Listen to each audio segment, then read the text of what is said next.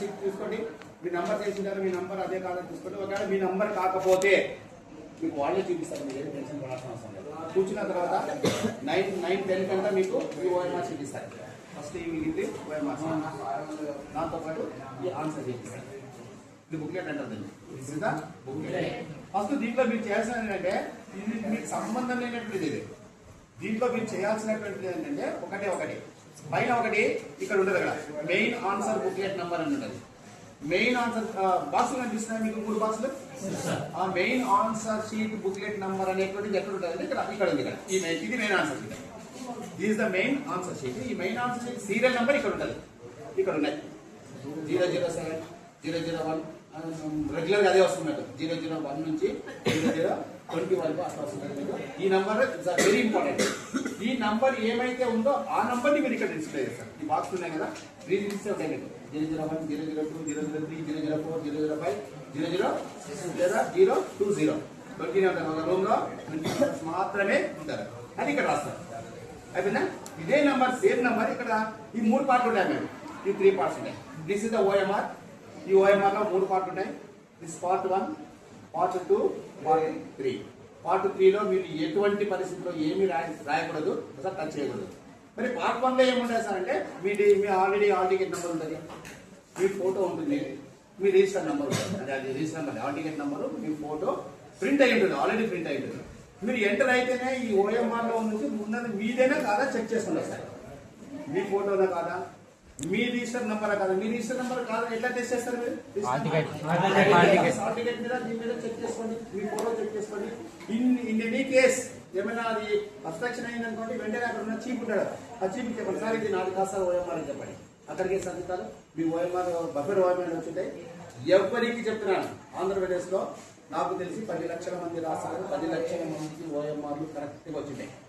ఎవరికి మిస్ కాదు, ఎవరికి మిస్ అయిపోయి కరెక్ట్గా ఎగ్జామ్ మీ హాల్ టికెట్ నెంబర్ ఏముంటుందో, మీ ఫోటో ఏముంటుందో, మీ సిగ్నేచర్ ఉంటుందో అదన్నీ ఇక్కడ డిస్ప్లే అవుతాయి. మీరు ఏం రాసిన అవసరం లేదు.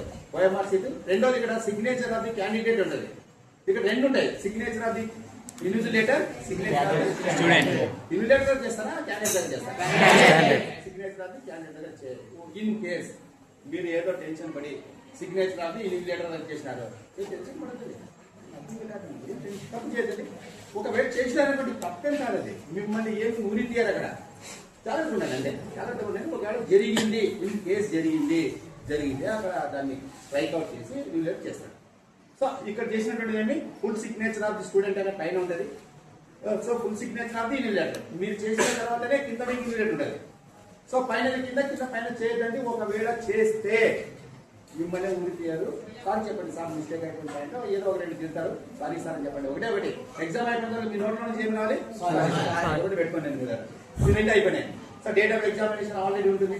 తర్వాత ఉన్నది మీడియం, మీకు సెలెక్టెడ్ మీడియం ఉంటుంది. ఆ మీడియం కూడా ఒకసారి చెక్. మనం అందరూ ఇంగ్లీష్ మీడియం ఉండేది. ఒకవేళ మీడియం అక్కడ తెలుగు మీడియం వచ్చినా ఒకసారి చెక్ చేసుకోండి. చెక్ చేస్తే సార్ నేను ఆయన ఇంగ్లీష్ మీడియం, అక్కడ తెలుగు మీడియం వచ్చింది సార్, తెలుగు మీడియం ఉంది సార్ అంటే అక్కడ మీకు ఎన్ఆర్స్లో సెట్ చేసి మిమ్మల్ని పంపించేస్తారు. ఎందుకంటే ఇట్స్ అ వెరీ డేంజర్. ఈ తెలుగు మీడియం అక్కడ వచ్చేదానికి ఫస్ట్ పేపర్లో తెలుగు మీడియం వస్తుంది. సో అది కొంచెం రాదు, ఎవరికి రాదు. ఎవ్వరికి కూడా మీకు ఓఎంఆర్ షీట్లో తప్పులు రావు, ఎటువంటి పరిస్థితులు రావు. ఒకవేళ వస్తే చెప్తున్నాను, సో టెన్షన్ పడుతుంది. సో రెండవది మీడియం. తర్వాత పేపర్ నేమ్, అది కూడా ఆల్రెడీ ప్రింట్ అవుతుంది. మీరేం చేయాల్సిన అది కూడా ఆల్రెడీ ప్రింట్ అవుతుంది. This is the first part. Second part లో మీరు ఏం చేయాల్సింది సేమ్ ఇదే ఆన్సర్ బుక్లెట్ నెంబర్ ఎంత ఉందా? 007 వస్తుందా? అందరికి 00, ఒకరికి 001, ఒకరి 002, 020 వరకు వస్తుంది. అది రెగ్యులర్ గా ఉండొచ్చు, తప్పేం కాదు. ఇక్కడ 001 వచ్చి 002 రావాలి. ఇన్ కేసు 007 వచ్చింది అనుకోండి, మీరు టెన్షన్ పడాల్సిన లేదు, వాళ్ళకి. ఈ పేపర్ మీద మీరు రాసినటువంటి ఇది బుక్లెట్, ఈ బుక్లెట్ 2 ఒకటే ఉండాలి. అంతే. దీని మీద ఏముందో 007, దీని మీద కూడా ఏముండాలి 007. అంటే మీకు ఇచ్చినటువంటి బుక్లెట్ ఏముంటుంది ఆ నంబర్ రాయాలి. ఈ పార్ట్ అంతా ఏముంది ఇక్కడ, ఇదే పార్ట్ రాయాలి. తర్వాత నంబర్ ఆఫ్ అడిషనల్ బుక్స్, అది ఇంకా మీకు లేదు, ఇది పాతది. ఇది మీకు ఆ నంబర్ ఆఫ్ అడిషనల్ బుక్స్ అంటే ఇంతకుముందు ఈ బుక్లెట్ వచ్చేది కాదు. This is the 24 pages. ఈసారికి ఏం డెసిషన్ తీసుకున్నారంటే 24 pagesలోనే మీరు రాయాలి. లాస్ట్ ఇయర్ వరకు 24 pages అయిన తర్వాత ఒక అడిషనల్ ఇచ్చేవాడు. ఇప్పుడు స్ట్రిక్ట్గా మెయింటైన్ చేస్తున్నారు. 24 pagesలోనే మీరు కంప్లీట్ చేయాలి. చాలా మిగిలిపోతుంది. To be frank, even Telugu నుంచి మొదలుకొని చివరి సోషల్ వరకు మీకు ఒక పేపర్ అయినా మిగులుతుంది. అంటే అన్ని పేపర్స్ ఉంటాయి. తర్వాత ఇది వాళ్ళే అటాచ్ చేస్తారు. మీరు ఏమి అంటే ఇవి రెండే రాసింది ఇక్కడ ఒకటి ఇక్కడ మీరు ఏం రాయకండి ఎనీథింగ్. తర్వాత ఇది ఎట్లంటే ఫోన్ చేయదండి. మనకు అలవాటు ఇక్కడ ఏమలవాటు పేపర్లు ఇస్తేనే తీసేది ఇట్లా వేసి ఏమవుతుంది ఓఎంఆర్ చిరిగితే అక్కడ స్కాన్ కాదు, అక్కడ మీకు అక్కడ స్కాన్ కాదు. సో ఎక్కడ పేర్లు రాయకండి, ఎక్కడెక్కడెక్కడ మీ పేర్లు ఉండకూడదు. ఓన్లీ అన్నీ ఉంటాయి దాంట్లో. మీ సిగ్నేచర్ ఒకటి మీరు బుక్లెట్ మాత్రమే రాస్తారు, ఇంకా ఎక్కడ టచ్ చేయదండి. ఇది మీకు అందరికీ తెలిసినటువంటిది. It's the main sheet answer book. ఇక్కడ ఆన్సర్స్ నంబర్స్ రాసిస్తారు, వాళ్ళే రాసిస్తారు, మీరు రాయదండి. ఒకవేళ రాయకపోతే అక్కడ మిస్ అయితే చెప్పండి, వాళ్ళే రాస్తారు సీరియల్ నెంబర్. సో ఇది main sheet answer booklet. Full signature of invigilator ఆయన చేస్తాడు. మీకు సంబంధం ఆయన చేసినా చేయకపోయినా ఆయన చేస్తాడు. మీ డ్యూటీ కాదు అది, it's not your duty. Me duty ఏంటి? మీ సిగ్నేచర్ చేయడమే మీ డ్యూటీ.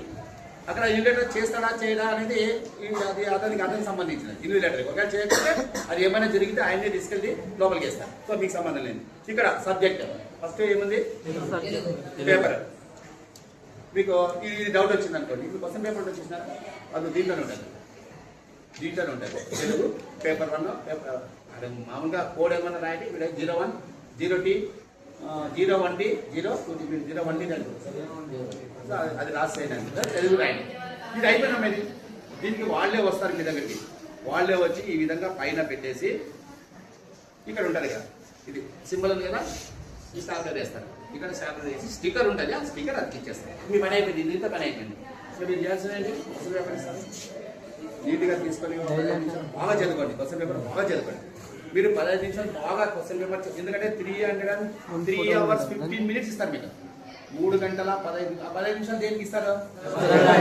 ఇస్తారు. మీరు నంబర్ ఆఫ్ టైమ్స్ 15 నిమిషాల్లో ఎంత ఎక్కువ పేపర్ క్వశ్చన్ పేపర్ చేస్తే అన్ని ఆన్సర్లు మీకు బయటకు వస్తాయి. టెన్షన్ పడొద్దు, అసలు టెన్షన్ పడాల్సిన అవసరం లేదు. సార్ మీకు డౌట్ సార్ ఇదేం రాయద్దు, మీరు ఆన్సర్ ఎక్కడి నుంచి మొదలు పెట్టాలి? సెకండ్ పేపర్ మొదలు పెట్టాలి, ఇక్కడ నుంచి మొదలు పెట్టాలి. ఇక్కడ సీరియల్ గా రాదు, ఎందుకంటే సీరియల్ నెంబర్స్ ఆల్రెడీ ఉంటాయి, పేజ్ నెంబర్స్ 2, 3, 4 నీట్గా రాసుకొని పోటీ. మనకు ఒక అలవాటు ఏంటంటే ఒక రోగం, ఇక్కడ ఏం రోగం అంటే ఇలా ఇస్తారు మార్జిన్ 21 24 పేజెస్ మీకు ఇచ్చేది. లాస్ట్ ఇయర్ వరకు అడిషనల్ పేపర్స్ ఇచ్చినారు, ఈసారి అడిషనల్ పేపర్ కూడా ఇవ్వద్దని స్ట్రిక్ట్ గా చెప్పినారు. సో మిగతా సబ్జెక్టులు అన్నింటికి 24 పేజెస్ వస్తుంది.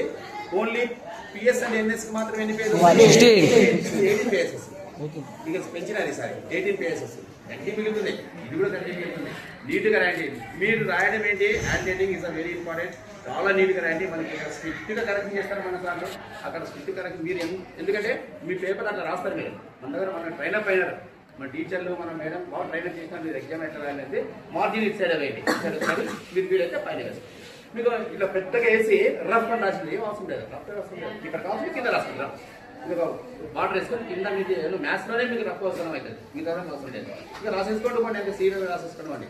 ఎండ్ అవుతుంది, చివరి పేపర్లో ఎండ్ అవుతుంది. ఎక్కడో మీకు ఎండ్ అయింది అనుకున్నాం, ఎక్కడో పేపర్లో ఎండ్ అయింది, ఇది అయిపోయింది కదా. ఎక్కడో ఇక్కడ 18లో ఎండ్ అయింది, లేదా ఇక్కడ 22లో ఎండ్ అయింది. ఎగ్జామ్ అయిపోయింది, అప్పుడు ఏం రాస్తారు కదా, ఎండ్ అని రాస్తాయండి. మీరు రాసేదేమి ఎండ్ అని రాస్తే ఆయన ఇన్విజిలేటర్ సిగ్నేచర్ చేస్తారు. అక్కడ మీరు ఏదైతే సిగ్నేచర్ అక్కడే ఇన్విజిలేటర్ ఆయన సిగ్నేచర్ చేస్తారు. ఇది నీట్గా ఇది ఫోల్డ్ చేసి వాళ్ళకి ఇట్లనే చేసేయండి. సీరియల్గా తీసుకుంటారు, ఇలా తీసుకోవడం లేదు, ఇట్లనే ఇచ్చేస్తారు. ఇట్లా చేసి మీ ఎగ్జామ్ ఆల్మోస్ట్ మీ ఎగ్జామ్ అయిపోతుంది. అది మీరు ఎగ్జామ్ రాస్తారు, టెన్షన్ పడదని నేను చెప్పాను. రేపు మీరు ఒకసారి క్వశ్చన్ పేపర్ ఇచ్చిన వెంటనే 5 నిమిషాలకి మీకు తెలుగు సార్ పడుతుందండి, మీ కళ్ళలో తెలుగు చూడండి.